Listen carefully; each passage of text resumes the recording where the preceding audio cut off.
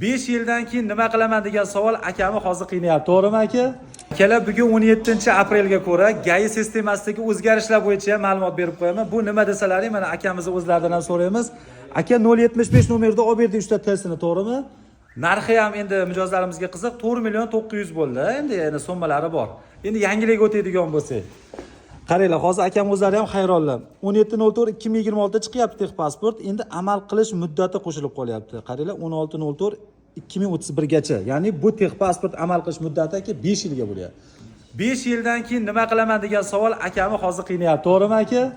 Endi aka buni ham ma'lumotlarini qo'yib boramiz istoriya postlarga, biz ham qiziqamiz. 5 yildan keyin bu nima bo'ladi? Avtomat bazadan chiqib ketadimi yoki yangi olishlari majburmi? O'tib ketib qolsa bunga shtraf bormi, yo'qmi?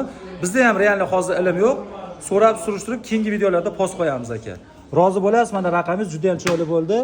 Sug'urtalarigacha bezaklargacha rasmiylashtirib, endi akamizni qat'iy quvaga kuzatamiz. Sog' bo'ling, salomat bo'ling, yaxshi yetib olinglar.